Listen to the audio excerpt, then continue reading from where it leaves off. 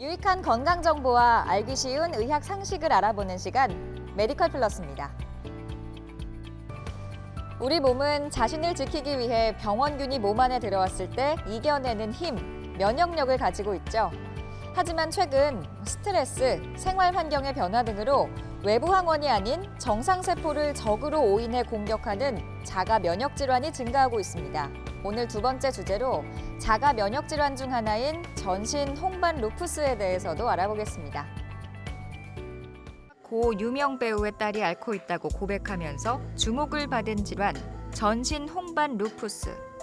건강보험심사평가원에 따르면 루푸스 환자는 2015년 22,699명에서 2017년 25,757명으로 3년 사이 14%가 증가했습니다. 남성보다 여성에게 주로 나타나는데 2017년 진료 현황을 보면 여성이 86.3%로 남성 13.7%보다 6.3배 많았습니다. 전신홍반 루푸스는 자가면역성 결합조직 질환의 일종으로 자가면역성 기전으로 신체의 다양한 조직에 만성적인 염증으로 증상이 유발하게 됩니다. 흔히 면역질환이라고 하면 면역력이 약해서 혹은 떨어져서 발생한다고들 생각합니다. 자가면역 질환은 면역력이 조절이 되지 않아 발생하는 질환으로 면역세포들이 원래 공격하면 안 되는 나를 공격하면서 발생하는 질환입니다. 면역세포들이 원래 공격하면 안 되는 나를 공격하고 있기 때문에 정작 공격해야 하는 균들에 대한 전투력이 떨어져서 면역력이 약해지는 것도 사실이기는 합니다. 하지만 조절이 잘 되지 않는 것이기 때문에 무작정 면역력을 증가시키는 것이 루푸스에 반드시 도움이 되는 것은 아닙니다. 전신 홍반 루푸스는 젊은 여성에게 주로 발병하는 만성 자가 면역 질환인데요. 인구 10만 명당 연간 발병률은 4명에서 7명으로 최근 점차 증가하는 추세로 남녀 비는 약 1대 9로 대부분이 여성이고 그중에서도 주로 가임기 여성에게 발병합니다. 연령별로는 16세에서 55세가 65%가량을 차지하고 있습니다. 루푸스를 포함한 모든 자가면역 질환은 유전적인 소인이 있는 사람에서 바이러스 감염과 같은 환경적인 요소가 발병을 촉발시킵니다. 루푸스의 구체적인 유전적인 소인과 환경적인 요소에 대하여서는 아직도 연구가 진행 중에 있습니다만 특정 바이러스, 흡연, 자외선 노출이 연관되어 있다는 연구 결과들이 있습니다. 루푸스는 환자의 90% 정도가 여성으로 주로 20, 30대 여성에서 첫 발병하는 경우가 많습니다. 이는 에스트로겐의 영향 때문이라고 추정되며 에스트로겐을 포함하는 경구 피임약을 복용하거나 호르몬 대체요법을 사용한 여성에서 루푸스의 발병 위험이 2배가량 높아진다는 연구 결과가 있었습니다. 루푸스는 라틴어로 늑대를 뜻하는데요. 환자의 얼굴에 나타나는 증상이 마치 늑대에게 물린 자국과 닮았다. 발진 때문에 늑대처럼 무섭게 보인다 등 병명의 유래에 대해서는 다양한 의견들이 있습니다. 처음에 루푸스라는 병은 피부 증상이 주로 나타나다 보니 피부과 질환으로 여겼는데요. 이후에 피부뿐 아니라 전신에 증상이 온다는 점이 알려져 전신 홍반 루푸스로 불렸습니다. 루푸스는 다양한 피부 증상이 나타나지만 피부 외에도 관절, 신장, 심장, 혈액, 폐, 뇌 등 다양한 장기의 증상이 나타날 수 있습니다. 어떤 장기가 주로 이완이 되는지는 사람마다 다 다릅니다. 어떤 사람은 관절만 아프기도 하고 어떤 사람은 뚱뚱 부으면서 신장염이 발생하기도 하며 어떤 사람은 피부에만 이상이 발생하기도 합니다.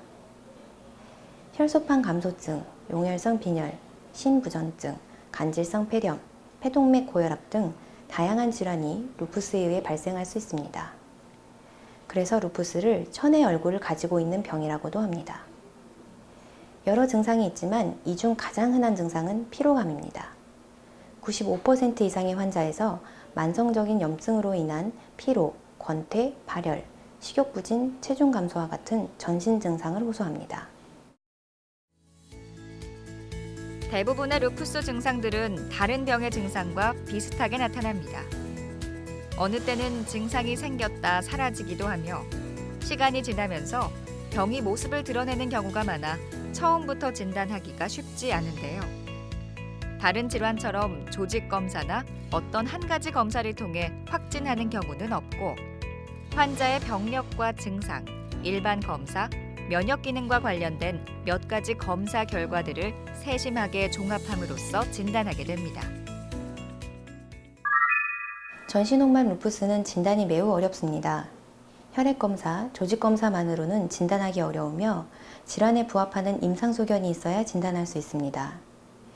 루푸스 진단의 첫 번째 단계는 항액항체 검사입니다. 항액항체는 민감도가 매우 높은 검사로 질병 검과 중에 98% 이상의 환자에서 양성이 나오기 때문에 항액항체 검사를 반복해서 시행하였을 때 모두 음성이고 다른 자가항체가 없다면 루푸스가 아닐 가능성이 높습니다. 하지만 항액항체는 자가면역성 갑상선 질환 등 다른 경우에서 양성이 나올 수도 있으며 낮은 역가의 항액항체는 정상인에서도 약 30% 정도 양성 소견을 보일 수 있기 때문에 항액항체가 양성이라는 것만으로 루푸스를 진단할 수는 없습니다. 또한 임상 증상만으로도 루푸스를 진단할 수는 없습니다. 루푸스에서 발생할 수 있는 관절염, 피부염, 혈구 감소증, 흉막염, 심낭염, 신장염, 장염, 폐렴, 두통, 신경병증은 루푸스가 아닌 다른 질환, 류마티스 관절염이나 임파선암, 결핵, 세균성 혹은 바이러스성 감염에서도 발생할 수 있기 때문입니다. 따라서 전신 홍반 루푸스의 진단은 혈액검사, 임상증상, 이학적 검사를 종합하여 진단하게 됩니다. 다음은 전신 홍반 루푸스의 증상을 악화할 수 있는 요인입니다. 첫째, 감기와 같은 바이러스 감염이나 세균성 감염이 발생했을 때인데요. 감염은 그 자체가 면역 기능이 약해진 루푸스 환자의 생명을 위협하기도 합니다. 둘째, 다양한 약제가 루푸스의 증상을 일으키기도 하며 증상을 악화시킬 수도 있으므로 검증되지 않은 약제의 무분별한 사용은 피하는 것이 좋습니다. 셋째, 육체적, 정신적 스트레스가 심한 경우에도 기존의 루푸스 증세가 악화하는 경향을 보이므로 적절한 관리가 필요합니다. 전신 홍반 루푸스는 질환의 악화 호전이 반복되며 앞서 말씀드렸듯이 다양한 증상을 나타낼 수 있습니다. 치료는 질환의 중증도, 즉 어떠한 장기를 침범하였느냐와 이와 연관되어 현재 질환의 활성도 정도에 따라 치료를 결정합니다. 치료 기간은 약제의 종류에 따라서 다를 수 있지만 기본적으로는 당뇨나 혈압과 같이 평생 조절을 해야 하는 질환입니다. 약물 치료가 주된 치료지만 적절하게 일광을 차단하고 금연하고 균형 잡힌 식사로 적정 체중과 적정한 근육량을 유지하고 예방접종을 잘하는 것 또한 매우 중요한 치료입니다.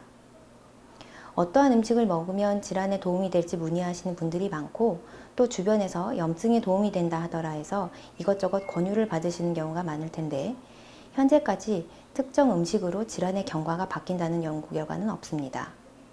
즉, 상식 범위 내에서 일반적으로 생각되는 균형 잡힌 식단이 중요하며 적정 체중을 유지하고 적정 근육량을 유지하는 것이 큰 도움이 됩니다. 많은 전문가가 전신 홍반 루푸스는 꾸준히 관리하면 괜찮은 병이다라고 이야기합니다. 아직 루푸스를 완치하는 방법은 없지만 치료는 3가지 목표로 진행되는데요. 병의 급작스러운 악화를 완화하고 질병의 활성도를 적절히 억제해 장기 손상을 예방하며 심혈관 질환, 골다공증 등 후기 합병증을 막아내는 치료가 이루어집니다. 루푸스 치료와 관련된 약으로는 항말라리아제, 스테로이드, 면역 억제제가 있으며 루푸스와 연관된 합병증을 감소시키기 위한 약으로는 고혈압, 고지혈증, 골다공증 약 등이 있습니다. 하이드록시클로로퀸이라는 항말라리아 제제는 의사들이 루푸스의 보약이라고 부를 정도로 루푸스의 치료에서 중요한 약입니다. 질환의 안정을 유지하는 데 기여하며 피부 증상, 관절 증상의 호전, 혈중 지질 상태 개선, 혈관 및 혈전 사건을 감소하는 효과가 있으며 특히 임신 시에도 루푸스의 악화를 줄일 수 있는 약입니다. 스테로이드는 가장 빠르게 효과적으로 염증을 조절할 수 있는 약제로 임상적으로 많이 사용합니다. 중증도가 높은 경우 고용량의 스테로이드 치료를 하게 되는데 이 경우 스테로이드로 인한 부작용이 흔히 발생할 수 있습니다. 하지만 고용량의 스테로이드 치료를 하는 경우는 보통 치료하지 않으면 생명에 위험이 되거나 비가역적인 장기 손상을 초래하기 때문에 사용하는 것으로 임의로 약을 중단하게 되면 치료가 곤란합니다. 면역 억제제는 조절이 되지 않는 면역 반응을 낮추기 위한 목적으로 사용됩니다. 또한 스테로이드를 줄이면서 질환의 악화를 방지하거나 스테로이드 용량을 줄이기 위해서도 사용합니다. 여기서 잠깐! 잘못된 의학 상식을 바로잡아 건강도 지키고 상식도 키우는 Yes or No. 전신 홍반 루푸스는 유전된다는데 사실인가요? 예스에 가깝지만 전적으로 유전만 되는 것은 아닙니다. 유전되는 경향을 가지고는 있습니다. 루푸스 환자의 형제 자매의 경우 루푸스가 발생할 확률이 10배 이상 높다고 알려져 있습니다. 하지만 루푸스에 관련된 유전자는 수십 가지가 넘고 같은 유전자를 가지고 있어도 유전자의 발현을 조절하는 방법의 변화가 되기도 하기 때문에 유전적인 요인 때문에만 발생한다고 보기는 어렵습니다. 잘못된 의학 상식 예측이 Yes or No. 두 번째. 전신 홍반 루푸스 환자는 아이를 가질 수 없나요? 그렇지 않습니다. 일반적으로 전신 홍반 루푸스에서 수정률에는 일반 성인과 차이가 없는 것으로 알려져 있습니다. 루푸스 환자가 임신을 하면 약 50에서 60%는 정상 분만을, 20에서 25% 정도에서는 유산이나 사산을 경험하는데 정상 임신에서도 유산율이 10에서 15%임을 감안하면 대부분의 경우에서는 특별한 문제 없이 임신하고 출산을 할 수 있습니다. 다만 임신 중독증의 빈도가 정상 산모에서 5에서 7% 정도이나 루푸스에서는 16에서 30% 정도로 높은 것으로 알려져 있고 최근 고령 임신이 증가하고 있기 때문에 이에 대한 주의가 필요합니다. 전신 홍반 루푸스의 경과는 예견할 수 없습니다. 다양한 증상을 나타내며 몇 년씩 병이 진행되거나 갑자기 사망하기도 하는데요. 증상 및 예후도 다양해 의심되는 증상이 발견되면 조기에 진단해 최대한 빨리 치료하는 것이 예후 개선에 가장 중요하다고 할 수 있겠습니다.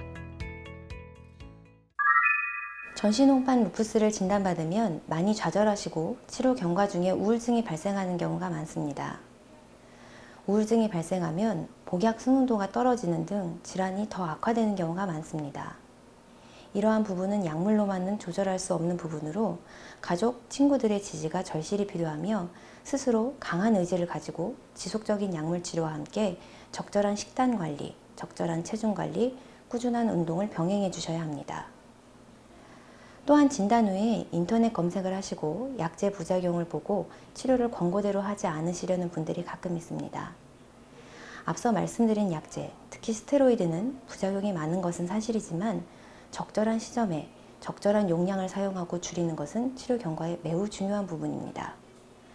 검색에 나오는 약제 부작용보다 치료를 하지 않아 발생하는 해가 본인에게 더 클 수 있는 부분이므로 이는 환자 개인마다 다 다른 부분이기 때문에 다른 사람을 기준으로 나의 상태를 판단하지 않으셨으면 좋겠습니다. 전신 홍반 루푸스는 자외선에 노출될 경우 증상이 악화할 수 있습니다. 만약 전신 홍반 루푸스를 앓고 있다면 자외선 차단제를 바르고 적절히 일광 차단을 해야 하는데요. 자외선을 차단하면 비타민 D 감소증이 동반될 수 있어 비타민 D를 보충하는 것이 좋겠습니다. 메디컬 플러스 오늘 준비한 소식은 여기까지입니다. 다음 시간에 새로운 소식으로 다시 찾아오겠습니다. 시청해주신 여러분 고맙습니다.